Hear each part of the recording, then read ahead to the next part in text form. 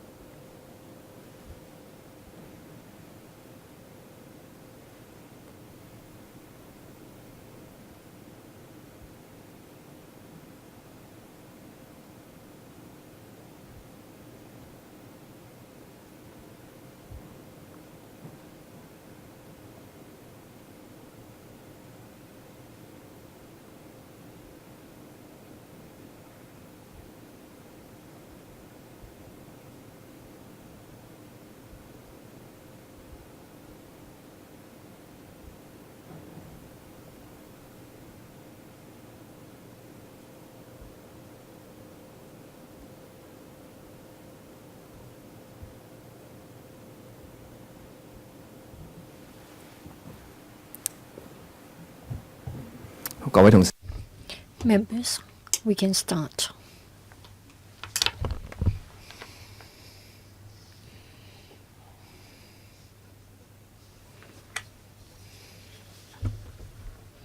Yes, Ms. Claudia Mo, Mr. Chairman.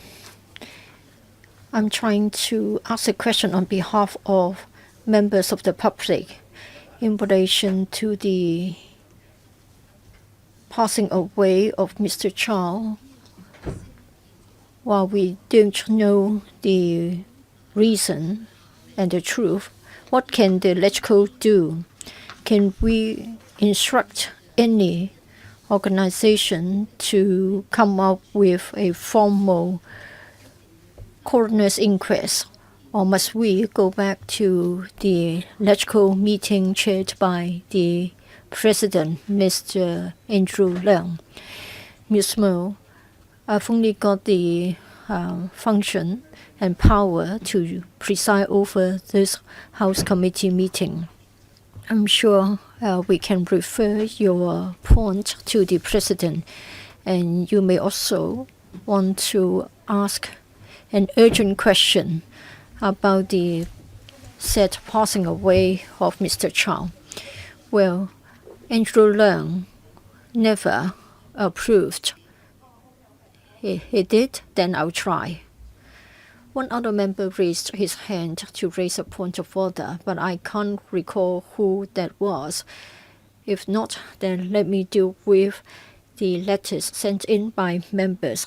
Ms. Tanya Chen, Dr. Kiki Kwok, Mr. Kenneth Leung, are members who have written to us. I'll give the floor to them to brief us on what they have written. Ms. Tanya Chen. Good afternoon, presiding member.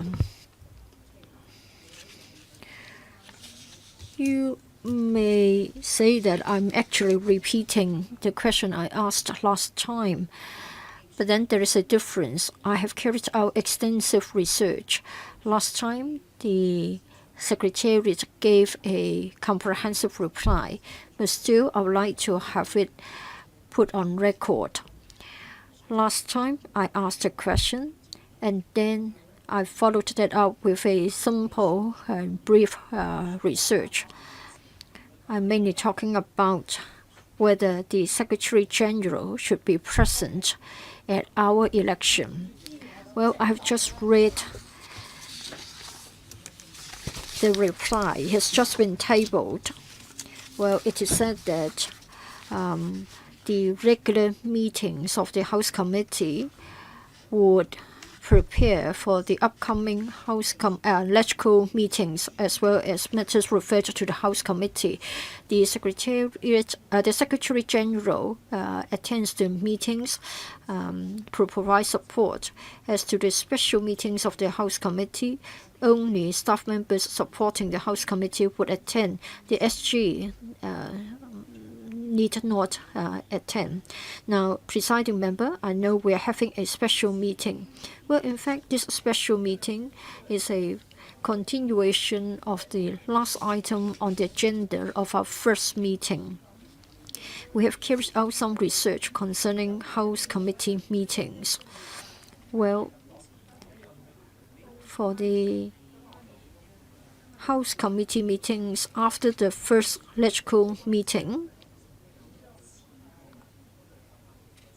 well, in fact, previously, whenever we elected our chairman and deputy chairman of the House Committee, Mr. Kenneth Chen was present, including the 2017, 2018, and 2018-2019 sessions. For the first HC meeting for the current term, it took place on the 12th of October 2016.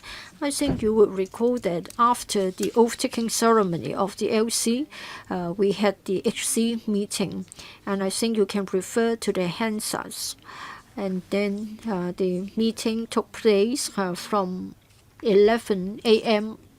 onwards and was adjourned at 5:32 p.m. For the first HC meeting, it started at 17:40 hours. We elected the chairman and deputy chairman, but then the SG didn't attend. Probably it was because of the incident in relation to oath-taking. But as I have said, for the sessions 17, 18, 18, 19, he was present. And then back to the case of 2012. In other words, for the term 2012 to 2016, well, for the first HC meeting, it took place on the 10th of October 2012. At that time, of course, Andrew Leung was there, and then Mr. Kenneth Chen, the SG, was also in attendance. He was present throughout the election of the chairman as well as the deputy chairman. I therefore have raised this point and made this proposal. Even though it is a special meeting, but then there were different kinds of special meetings in the past. Let me take up the information. I have quite a lot of information with me. On the 9th of November, in the year 2016, there was a special meeting at 09:30 hours, a Wednesday. The SG wasn't present, but then for other special meetings, Mr. Kenneth Chen, the SG, attended those meetings. So I cannot understand how he chose to attend or not to attend. Was it up to him, or was it a decision of the Electoral Commission, or he could choose whether he would like to attend or not? And then for special meetings, they are special meetings because they are not regular meetings. However, here we are talking about the continuation of an agenda item on for the first HC meeting. So it's like sponsoring, brand sponsoring, and you call it a special meeting, and then it seems that he can choose whether to attend or not. However, we are still on an item not yet covered, and there's an item on the first meeting of the HC of this session. I want to reduce it to writing to have a proper record. Otherwise, it may not be fair to the Secretariat. Now, I've just received a reply, and that's from the HC Chair for the session 2018-2019. I'll take a good look, and then I will see what I have to follow up. I've also written to the LC Commission Chairman. On many occasions, members have written to the LC Commission concerning personnel matters as well as security initiatives. Well, they need to be answered because we need to have open and fair arrangements to provide information to all the candidates. But then the LC Commission, including the SG, have not provided information to you as requested, nor has the Commission asked the SG to attend our meeting so as to let him answer members' questions. So, Tanya Chen, your request in your letter is quite similar to mine. That is, we would like the SG to attend our meeting so as to answer our questions. So, we are sort of blocked down by this. Presiding member, regarding the attendance of the SG, well, we are all puzzled. Let's not consider whether he's on the payroll or not. At least usually we see him in attendance. I think the election of chairman and deputy chairman would of course be regarded as an important item. And that's the final item on the agenda of the first meeting. How come that he can choose not to come just because it's a special meeting? Now, the reply has been written up by the chairman of the 2018-2019 session. Now, it is said that since it's a special meeting, so only HC-related staff members need to attend. So does it mean that the SG doesn't have to attend? Well, it is said that I have to emphasize that the Secretariat must abide by the principle of being politically neutral. Whether they have done that, I won't comment on that. By having the SG present at our meetings, all the more it can illustrate that they are upholding the principle of political neutrality.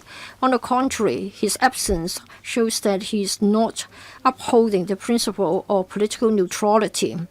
So when I read this letter, I just wonder whether Mr. Lee thinks that there's no need for him to attend and so he doesn't attend, or the SG thinks that he needs not attend and so he's not coming, or is it because it's a special meeting so he doesn't come, or is it entirely up to him to say whether he needs to come or not?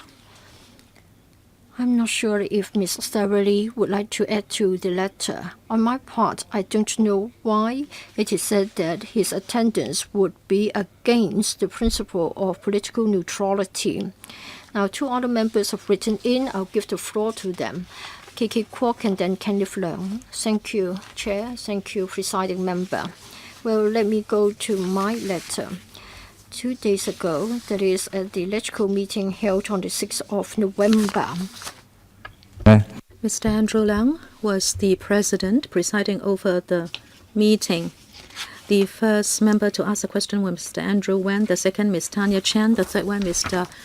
Lam Chek Ting. When these members asked supplementaries, Mr. Leung handled those supplementaries in a rather impolite manner, and he was rebuking members, and he was almost trying to stop the member asking the oral question to ask supplementaries. This is very unsettling, Presiding Member. The chairman of the HC to be returned will, in many circumstances, become the deputy to the president at council meetings. So this is an important matter relating to this election. When the president is absent because of sickness or other reasons, then this person will become the deputy to the president. And according to the Basic Law 73(5), one of the functions is to raise questions on the work of the government. This is one of the functions of the Legislative Council. And also during the oral questioning segment of the Council, well, that is the time when we give play to our responsibility and functions. Mr. Andrew Leung's performance then actually embarrassed the members asking oral questions. As you know, Mr. Andrew Leung was returned with 0 votes for a row of 4 terms. And of course, his credibility was brought into question because when he stood for election to be president, he was having a British nationality. But these 3 members that I mentioned were elected by the people, and they had to exercise the responsibility to question the government. But Mr. Leung has acted in an irresponsible manner.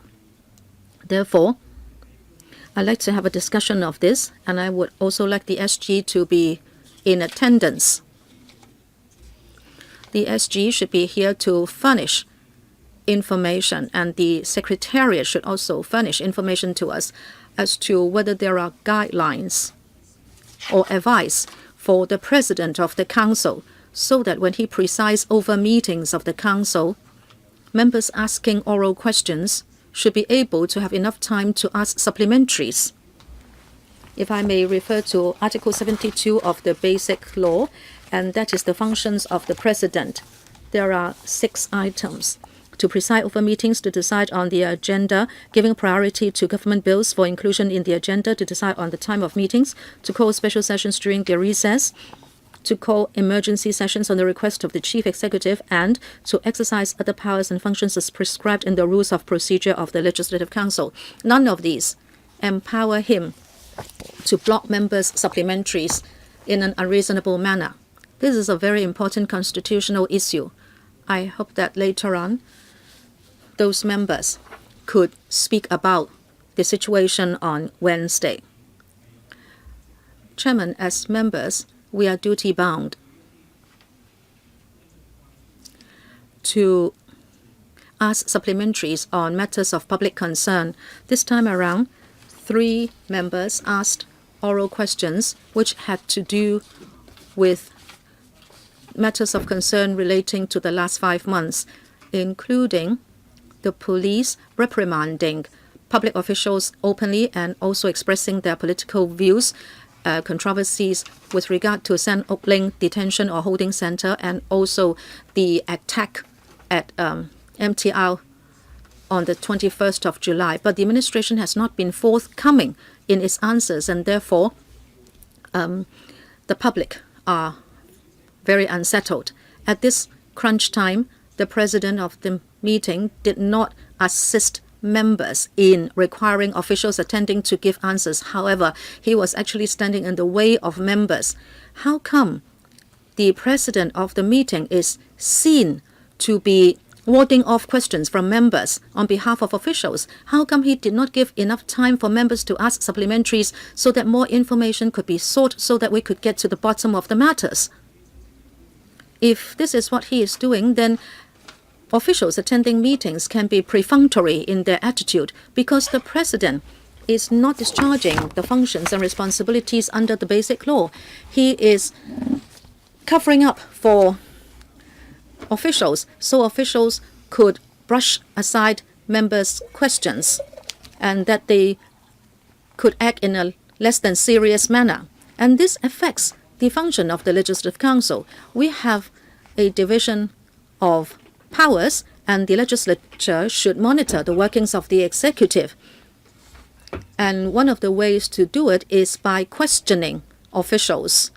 I regret this, and I find that this is very regrettable.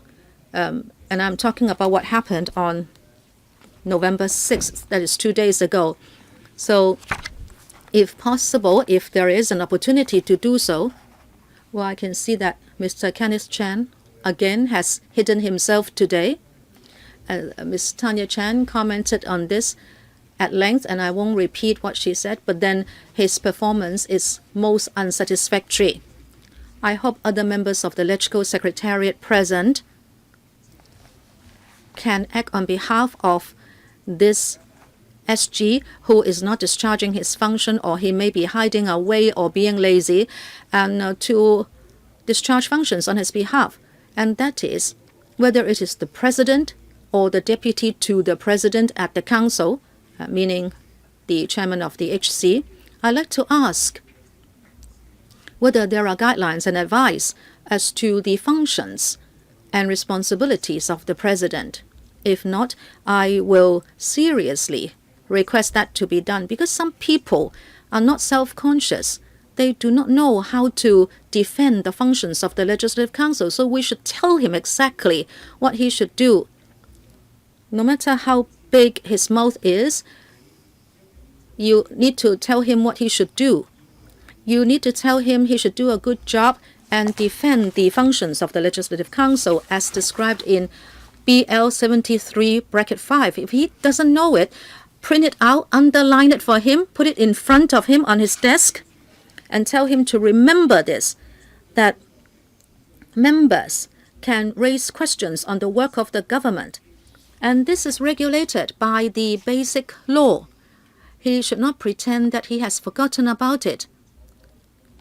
And he can't say that on the opposite side sits Mr. John Lee, and I know him so well because he's my golf partner, so I want to harbor him. Well, that is not possible. Whatever happens in your private life, however subservient you want to be in your private life, it doesn't matter. But when you preside over a meeting of the Legislative Council, you need to do what is required of your position. Even if he was not exactly elected, how would we have elected a functional constituency member who was elected with 0 votes for 4 terms, and he was holding on to his British citizenship, and he only relinquished himself from it reluctantly? I don't know who will become the chairman of the HC, maybe after all this prolonged procedure, it would still be Miss Lee. But never mind. Ms. Starry Lee is also a DC 2nd constituency member, and she has a big group of electors behind her. And she should also discharge her functions appropriately, and she should be telling the president that please act in a decent manner, even if you are not exactly elected. Because every time, if it is a Democratic camp member asking a supplementary, he would be so impolite and he would be shouting at a loud voice at us. But I have seen Mrs. Rita Fan, Mr. Jasper Zhang, who were presidents. They know that we have different political opinions. One of them was even an NPC delegate, and they are also heavyweights in the pro-establishment camp, but then they did not act impolitely. They know that if they did what Mr. Leung did, it would tarnish their image. We do not mind if you act in a subservient manner in the camp, but then you have blocked the way for members to discharge their responsibilities smoothly. We don't care how big his mouth is, but if he sits in the seat of the president, he needs to, or he should learn from his predecessors. Mr. Zhang did a good job. Mrs. Rita Fan did a good job. But he has been in the seat for 3 years, and yet he doesn't know how to do it. Is he mentally retarded, or is he a slow learner? If that's the case, somebody should teach him. And I think this is important, Chair. And through you, Mr. Chairman, I'd like to ask the Secretariat to give me relevant information. That is, well, let me not count the council meeting on the 6th. There are many more council meetings to come. Do we have to really label his microphone with Article 73(5) of the Basic Law or Article 72 of the Basic Law so the President knows his responsibilities and duties? Chairman, can I ask the Secretariat to answer this question first? Well, you are asking the Secretariat to provide guidelines and advice for the President of the meeting in presiding over meetings. And your logic is such that since the HC chairman may have to act as the deputy to the president in presiding over council meetings, and you want to know in presiding over council meetings whether the secretariat will provide guidelines to the HC chairman. Is that what you mean? Yes, that's correct, Chairman. Let me see if the secretariat has anything to say. But next, let us hear from Mr. Kenneth Leung. Oh yes, Ms. Tanya Chan. I'd like to provide information. I said just now that the SG attended special meetings before. Earlier on, at the Legislative Council, there was a special meeting on the Fugitive Offenders Ordinance. My understanding is that the SG attended that meeting. This is to provide information. Which one? The meeting on the FOO. And I think that was the time when it was near my surgery. Was it on the 4th of May when the HC held a special meeting on the FOO? The SG attended that meeting. Is it that at that meeting they passed a motion about who should chair the subcommittee? Well, maybe, but I can only say that it was the 4th of May. Mr. Jeremy Tam. Sorry, Chairman. I don't want us to go to the next issue. Sorry, Mr. Kenneth Leung. Well, but should I allow Mr. Kenneth Leung to speak first? No, I'm still on the SG issue. I don't know how you can deal with one issue because we asked the SG to attend, and then the Legislative Council Commission said that the SG needed not attend. And we asked him to come here to answer questions, but he didn't come. And he hid behind the commission. Well, actually, the commission said that he needed not attend. But now the commission has not been returned, and there is no Legislative Commission. If we now ask the question again to require him to attend, to answer questions, then who should be making the decision? Because we don't have the Legislative Commission. Would it be for him himself to say whether he comes or not, or what procedures should we follow so that he has the approval or otherwise to attend? How should we handle this? Because last time we wrote the letter and it was said that the commission did not allow him to come.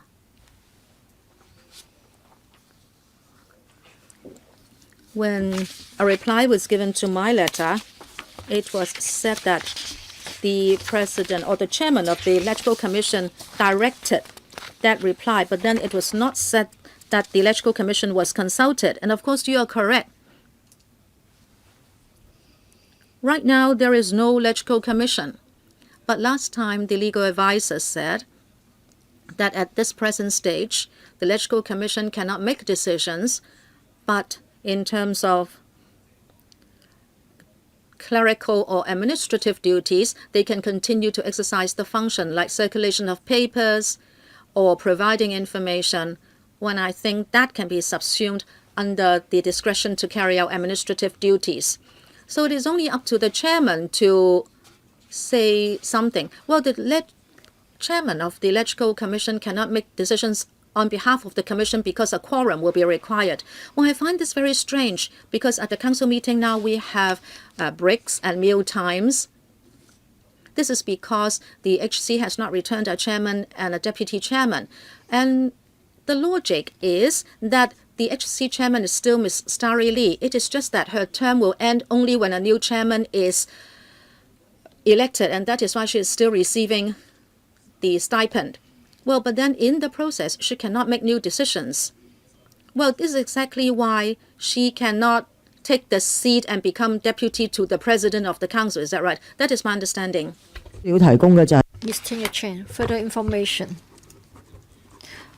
Well, on the 12th of October 2012, in relation to the Lama incident, and then on the 20th of February, there was a meeting concerning the Commission on Poverty. Again, we had special meetings and attended by the SG. So that's about the attendance of the SG. To answer your questions, Kenneth Leung. Thank you, presiding member. On the 5th of November, I wrote a letter to you. I wrote this letter because at the HC meeting last Friday, namely the one held on the 1st of November. Mr. Julius Ho at our HC meeting raised the following point. There is questions about declaration, about members' qualifications, etc. Understand that Mr. Ho has been discharged from a hospital. I would like to send my regards to him and hope that he will recover soon and come back to attend our meetings. Well, in relation to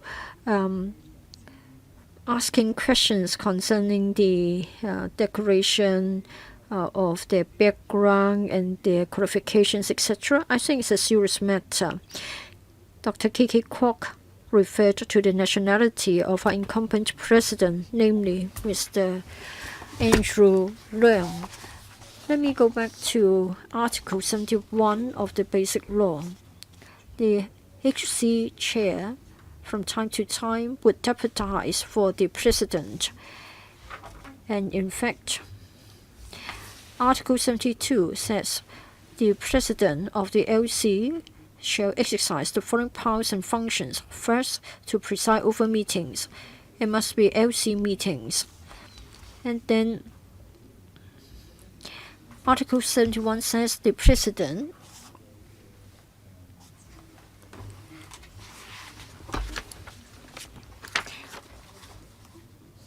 Article 71 says that the president shall be elected by and from among the members of the LegCo. It also says that there are a number of criteria. Shall be a Chinese citizen of not less than 40 years of age, who is a permanent resident of the region with no right of abode in any foreign country and has ordinarily resided in Hong Kong for a continuous period of not less than 20 years. In other words, there are four factors here. So I believe that if the HC chair is very likely to deputize for the president of the LegCo to preside over meetings. In other words, I'll be interested in the background of the candidate, like right of abode, nationality, and being or having ordinarily resided in Hong Kong for a certain period of time. Such should be of interest to us. And of course, Mr. Julius Ho is not attending the meeting today, and there's no way we can hold a debate with him. But then the legal advisor, as well as the secretariat of the LegCo, should provide an in-depth study for us. Since the HC chairman may deputize for the president, so if the chair violates Article 71 in relation to the criteria of being a president, I just wonder if it is valid for him to make decisions as under Article 72. Mr. Ho is not present. I would rather wait for his recovery and rejoin us again. Now, if we talk about declaration on the part of candidates, what is to be covered and the format, in writing or orally, and when, before we give our electoral platform or what? So, presiding member, before you ask the candidates to join the election forum, I think you need to consider the arrangements concerning the declaration, how and what, and it should be consistent among the candidates. I think it should be the same for all candidates before we can say that we are fair to each and every candidate. Well, for the HC procedures, I don't think we have a requirement for HC candidates chairman candidates to declare. I think you raise a legal point. The HC chairman would have to deputize for the president. So the question is whether the HC chairman has to meet the requirements in Article 71, that is not having the right of abode in any foreign country, be of an age of not less than 40 years, and having been in Hong Kong for not less than 20 years, etc. Yes, please go ahead. Are you saying that they have to meet the requirements in Article 71 before they can qualify as candidates for HC chairman? Yes, this is part of it. Last time, Mr. Julius Ho made a point about integrity, though I can't quote his exact wordings. Well, I think he was saying that a number of candidates had a criminal record, so he wondered whether such candidates qualify for the chairmanship of the House Committee chairman. I think that's what he said. I think I can broadly recall what he said, but it's much better if we wait for him to return, and then we should have a whole package, declaration, nationality, etc. And we should lay out everything and get the candidates to make the declaration, if necessary, together. Well, I don't think I can answer this legal question. I have to consult the legal advisor. That is whether the election of the HC chairman is such that the candidate must meet the requirements as laid out in the basic law in relation to the qualifications of the president. Mr. Leung Yu-chung, I think we must clear up this legal point. It is very strict in the basic law. The president cannot have any foreign nationality. Even though we call him the deputy enjoys the same powers and functions as the president. So we should have called him president. We should have called him or her president instead of addressing him or her as Madam Deputy or Mr. Deputy. So, presiding member, please consult the view of the legal advisor and have it sorted out for us. If you would like the legal advisor to provide legal advice at this moment, I'm afraid it can't be done on the spot. To be fair to her, we need to give her time to come up with a reply. I think somehow, somewhere, this point was raised.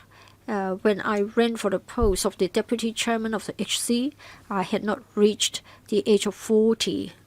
I think someone queried my qualifications. I think it was Holden Chow, and I was born in Canada. And someone asked me if I had been retaining the Canadian nationality. I remember I have to show the document to show that I've given up the Canadian nationality. For my age, I can't tell a lie because at that time I was 38 and now I'm over 40. I can't recall exactly what the legal advisor said, but at the end of the day, I was allowed to run for the post. Presiding member, I think we need to have the legal point sorted out. Otherwise, it is a matter of muttering through and it will not be satisfactory. Mr. Ted Hui, thank you. Presiding member, let me come back to the point about the attendance of the SG. Well, before you speak, I just want to remind members that for options A, B, and C in relation to the election forum, I have fine-tuned them in the light of members' advice. And 2 meetings ago, I have already asked the Secretariat to table the options for your consideration. We need to discuss whether they are acceptable to you, and then we vote accordingly. So I just want to remind you of that. Sorry about that, Mr. Hui.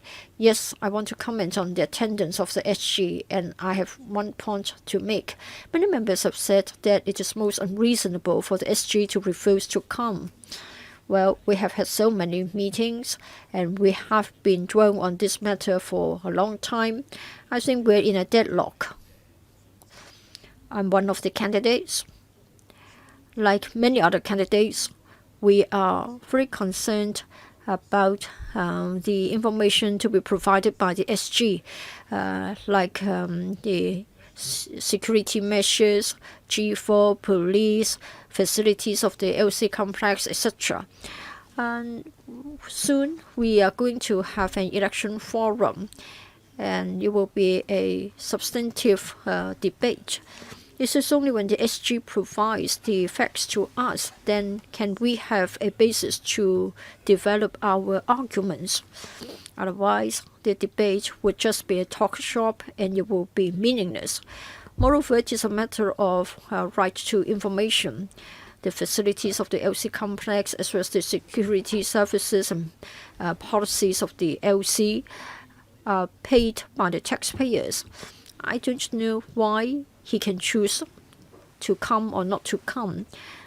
We have all been staying throughout the meetings, and he is a staff member. Why is it that he can choose to come or not?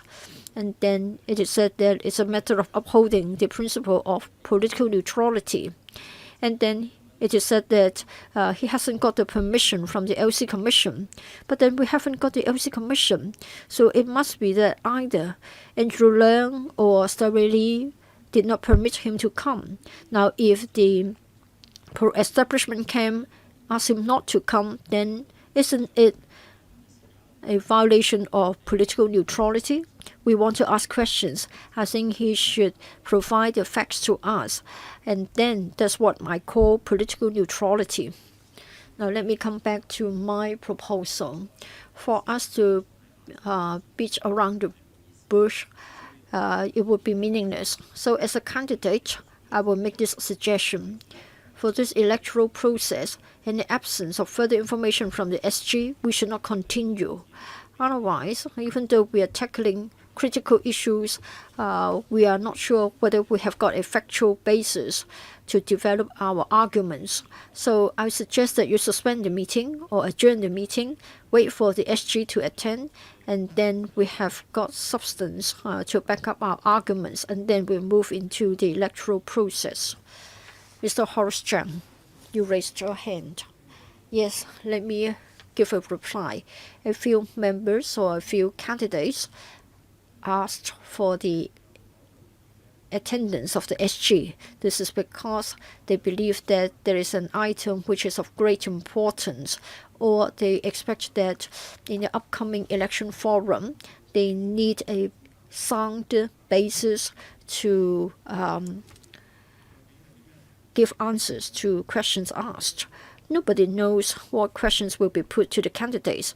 Of course, when candidates prepare for the election forum, they think that the powers and functions of the deputy to the president would be important. You may be asked, you may not be asked. But I won't agree that just because you think that this may be asked, and so you need a tutor to help you to prepare for the answer.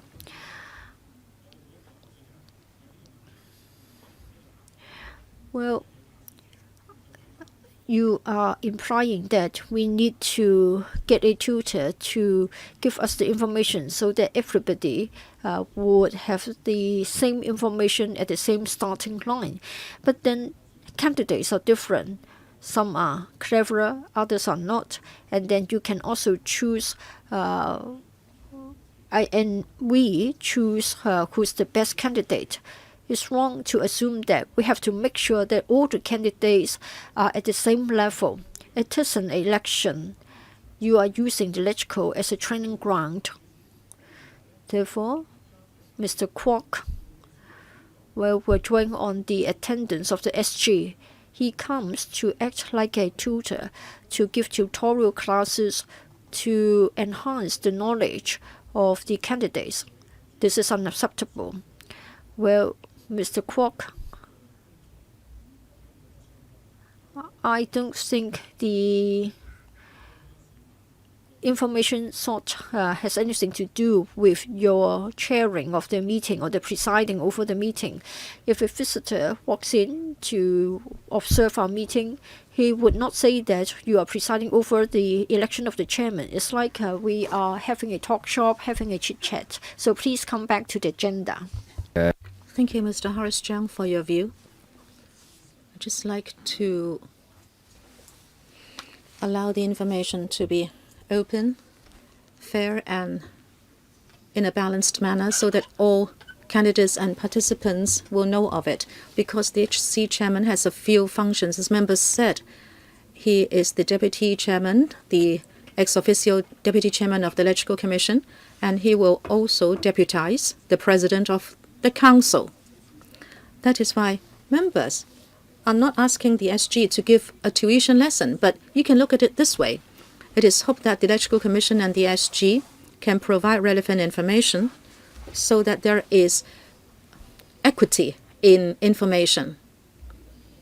If people are watching this meeting or if they are in the public gallery, I can tell you that a fair election has everything to do with a fair symmetry of information. This is my own view. Two members have raised their hands, Mr. Au Nok Hin and Mr. KK Kwok. Before you speak, I like to say that we need to process two matters. Number one, whether the SG will attend this meeting. I think we need to ask the SG about it. And secondly, Mr. Kenneth Leung asked a legal question, and that is whether the election of the HC chairman has to follow the principles in the basic law and the relevant article. Mr. Au Nok Hin. Chairman, I wouldn't describe SG coming to this meeting as a tutor. We don't need any tuition lessons from him. We have our own viewpoint and understanding of the functioning of this council. I want Kenneth Chan to be here because before we elect the HC chairman and deputy chairman, the operation of the council is such that at the council meeting, sometimes the situation is less than satisfactory. And also, why do we want Mr. Kenneth Chan to come and give us an account at these HC meetings? It is because we think that the security arrangements were problematic, and so I wrote a letter to say so. And I'm most unhappy about such arrangements. Before we have an HC chairman, who can we ask to give us back fairness and discuss the matter with us? I don't know who I can talk to. The Electoral Commission is not holding any meetings. So it's only Kenneth Chan who will be handling security matters. Why is it that when Carrie Lam came to the council, there was such strict security arrangement? Dozens of security guards were chasing after members. And apart from Kenneth Chan, who can I talk to about this? And also in this election exercise, when we ask the candidates whether what Mr. Kenneth Chan is doing is correct, well, I think we are processing this issue, right? I think my understanding is correct. All this time, we have not been able to have the SG's presence. I have not been able to listen to that account from him. And frankly speaking, as some members were going to his office to try to locate him, but we saw only an empty chair. It was just an empty chair. What kind of system should we set up? Should we have a clock-in system? That is when the SG comes back to work, he has to clock in. So we know he is here, or else we don't know where to look for him. We don't know whether he has sneaked out of the electoral complex for his own private business. And we have not resolved the issue, and therefore we are stuck. Therefore, I'm not asking him to come here as a tutor. I am asking him to tell me, that is, during this process of the election for HC chairman, I am telling him that what he is doing is giving rise to problems. And we are going to ask the candidates that very question, and that is whether what he has done is reasonable. So, Chairman, you asked us two questions, and these are my responses. One, whether the SG should come. I would say yes, since this is requested by members at an HC meeting, that the SG should come here to answer technical questions. It is not that he is here to teach us. I don't need to be taught by him. I am just saying that he should let us know how he understands the administrative procedures to be as if he were a caretaker government. And I don't understand why, if he comes here, he will be confronting or conflicting with the principle of political neutrality. He can answer us in a very neutral manner. And also, whether this is in line with the basic law. Well, come on. Of course we have to act according to the basic law. Do we have to ask that question?